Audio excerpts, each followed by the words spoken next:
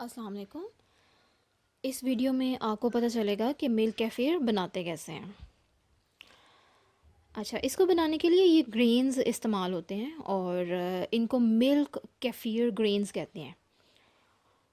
आप केफ़िर से केफ़िर नहीं बना सकते, आपको केफ़िर बनाने के लिए ग्रेन्स की ही ज़रूरत होगी।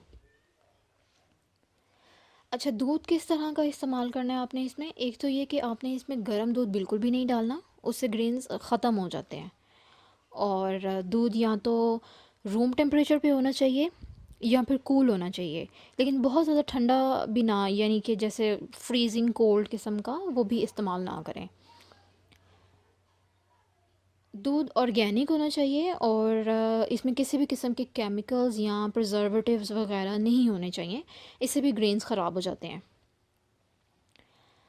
अच्छा, इसमें आप क्या करेंगे कि बर्तन आपने कोई शीशे का बर्तन लें, मेटालिक बर्तन आपने इस्तेमाल नहीं करना, या ऐसा बर्तन जिसको जंग लग जाता है, इस तरह की चीज़ें इस्तेमाल नहीं करनी।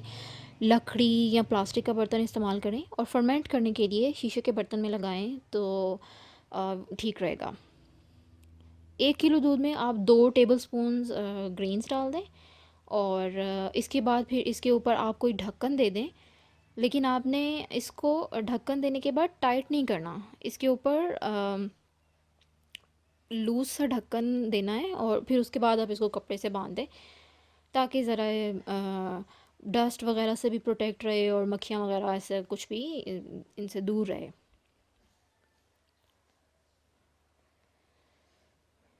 अच्छा, फर्मेंट करने के लिए आप इसको रूम टेम्परेचर पे ही रखेंगे और अब ये कि कितनी देर में फ़र्मेंट होगा, कितनी देर तक आपने इसको रखना है, ये चीज़ सीज़न टू सीज़न वेरी करती है। जैसे कि सर्दियों में 2 दिन भी लग सकते हैं और गर्मियों में ये 8 घंटे में भी फर्मेंट हो जाता है। यानी इसका मतलब ये है कि जितनी ज़्यादा गर्मी होगी फर्मेंटेशन रेट उतना ज़्यादा होगा और जितनी सर्दी होगी फर्मेंटेशन रेट उतना ही कम होगा। तो अगर आप फॉर एग्ज़ाम्पल अगर आप देखें कि ये जो 2019 का ये जो दिसंबर गुजरा है, इसके अंदर 10 दिन जब बहुत ज़्यादा सर्दी आ गई थी, तब 2 दिन में भी केफ़िर का बनना मुश्किल हुआ हुआ था और 2 दिन में भी वो बिल्कुल लिक्विड सा ही रहता था। और फिर आहिस्ता आहिस्ता थोड़ा सा टेम्परेचर बदला और फिर ये 2 दिन में बनता था। फिर उसके बाद ये 2020 के जनवरी फरवरी पिछले महीने मार्च में बहुत ज़्यादा टेम्परेचर फ्लक्चुएशन थी, तो एक दिन सर्दी है एक दिन गर्मी है, तो कभी कभार एक दिन में थोड़ा फर्मेंट हो गया होगा और उससे अगले दिन फर्मेंटेशन इसकी बहुत स्लो हो जाएगी। तो डिफरेंट है कि कभी ये टेम्परेचर पे डिपेंड करता है।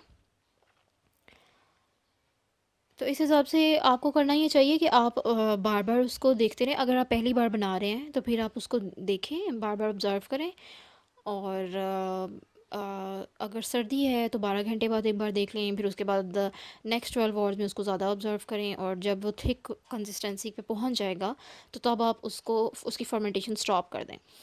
और कंसिस्टेंसी इसकी लिक्विड योगर्ट के जैसी होगी और अम, इसके अलावा टेस्ट इसका खट्टा होगा, लेकिन आप इसको अपनी टेस्ट प्रेफरेंसेस के हिसाब से कम या ज़्यादा भी फर्मेंट कर सकते हैं। फॉर एग्ज़ाम्पल अगर आपको बहुत लाइटली फर्मेंटेड पसंद है, जैसे कि अगर मैं अपनी बात करूँ तो मुझे बहुत लाइटली फर्मेंटेड पसंद है जो कि बहुत ज़्यादा क्लोज टू योगर्ट टेस्ट होता है, वैसा मुझे पसंद है, तो मैं इसको बहुत हल्का सा फर्मेंट करती हूँ, उसी वक्त फर्मेंटेशन स्टॉप करके इसको स्ट्रेन करके ग्रेन्स अलग करती हूँ और फिर अलग करके, मुझे वो पसंद है। लेकिन कुछ लोगों को ज़्यादा फर्मेंटेड पसंद होगा और कुछ लोग लैक्टोज़ इंटॉलरेंट भी होते हैं, फिर उनके लिए ज़्यादा बेहतर ये है कि वो ग्रेन्स को अच्छी तरह शुगर कंज्यूम करने दें और जब शुगर सारी ख़त्म हो जाए, यानी जब ये अच्छे से फर्मेंट हो जाए, तो तब वो इसको रिमूव करें।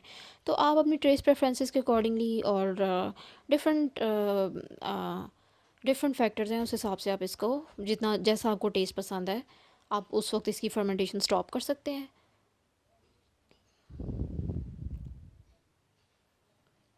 और अगर आप ये देखना चाहते हैं कि पाकिस्तान में आपको केफ़िर ग्रीन्स कहाँ से मिलेंगे, तो नीचे लिंक दिया हुआ है, उस पे क्लिक करें और इस चैनल को सब्सक्राइब कर लें। उससे ये होगा कि आपको नई आने वाली वीडियोस मिलती रहेंगी।